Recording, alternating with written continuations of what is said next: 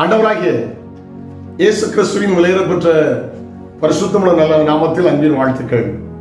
இந்த காலையில் உங்களை சந்திப்பதில் மகிழ்ச்சி அடைகிறது. நாள் உங்களுக்கு ஆசீர்வாதமாய் மாறும், வெற்றி பெறும் நாளாய், அந்த வெற்றியோடு வாழ்கிற நல்ல நாட்களாய் மாறட்டும். நம்முடைய தேவன் தோத்து போறவர்கள, தோல்வியின் தேவன் அல்ல, வெற்றி உள்ள தேவன்கள், வெற்றி உள்ளவர் கிறிஸ்தவ வாழ்க்கை செய்ய வேண்டும் என்று கர்த்தர் விரும்புகிறார்.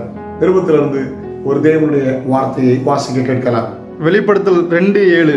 வெளிப்படுத்தின புதிய ஏற்பாட்டில் வெளிப்படுத்தின விசேஷம் 2ஆம் அதிகாரம் அதன் 7ஆம் வசனம்.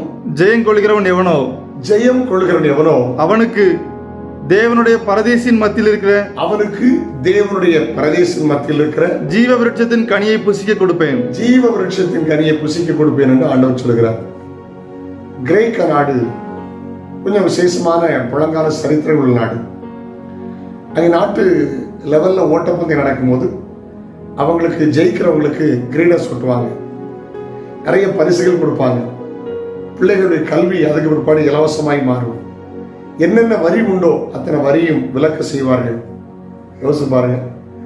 முடித்து வீட்டுக்கு வரும்போது அவன் வீட்டு காம்பவுண்ட்ல ஒரு ஆள் நுழைகிற அளவுக்கு சதுரமா ஒரு குழி எடுப்பாங்க. அவன் அந்த குழி வழியா நுழைஞ்சு உள்ள போகணும். போன பிற்பாடு அது வெண்கல தகடல் நிரந்தரமா அந்த குழியை மூடுவாங்க. அதில் அவன் வெற்றி பெற்ற அந்த விவரங்கள் பொறிக்கப்பட்டு அநேகர் பார்க்கும்போது அழகா இருக்கிறது போல அவனுடைய விவரங்களை அதில் பதிப்பார்களாம். ஒவ்வொரு நாடும் வெற்றி எப்படி கொண்டாடுது பார்த்தீங்களா? சாதாரணமா உலகத்துல இப்படி வெற்றி கொண்டாடப்படுமானால் நம்முடைய ஆண்டவர் ஒரு ஜெயமுள்ள வாழ்க்கை வாழ்கிறவங்களுக்கு முடிவில் ஒரு பெரிய வெற்றி அவர் தரப்போகிறார். அல்லேலூயா. கொஞ்சத்துல உண்மை உள்ளவன் அநேகத்துல ஆசீர்வாதங்களை பெறுவான். நீ கொஞ்சத்தில் உண்மையா இருந்தால் எஜமானுடைய சந்தோஷத்தில் பிரவேசி என்று சொல்கிற நாட்கள் வருகிறது. ஆமென். இந்த உலக வாழ்க்கை நிலையானதில்லை. கொஞ்ச நாட்கள் இங்கே ஆண்டவர் சுகம் தருவார், சமாதானம் தருவார், சந்தோஷம் தருவார், ஆறுதல் தருவார், நிம்மதி தருவார். எல்லாம் உண்மை.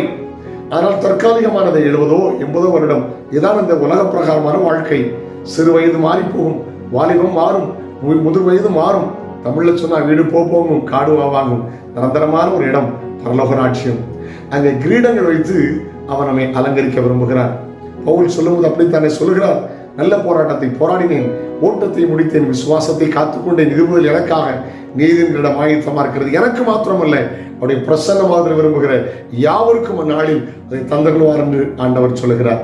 ஒரு ஜெயமுள்ள வாழ்க்கை வாழ கர்த்தர் உங்களுக்கு கிருபை தருவாராக. நன்மையும் கிருபையும் உங்களை தொடரட்டும். நாளை உங்களை சந்திக்கிறேன். அதுவரையிலும் அவருடைய கிருபை உங்களை தாங்குவதாக. ஜெபிக்கலாமா?